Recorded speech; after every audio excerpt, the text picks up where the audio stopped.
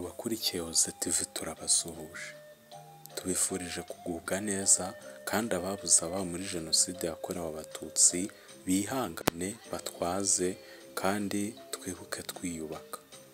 Mu rwego rwo kwifatanya n'u Rwanda, igihugu cy'Ubuhinde cyahisemo gukoresha uburyo butandukanye, harimo gushinga korali y'abana iririmba indirimbo zitandukanye zo kwibuka.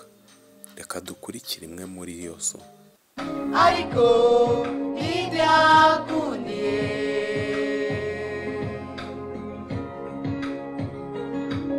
ese undi papa wateganyirizaga iki? Ese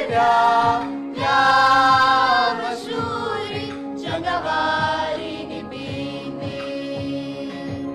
Ese wari uzi ko nyarongoye? Ese uzi ko ushura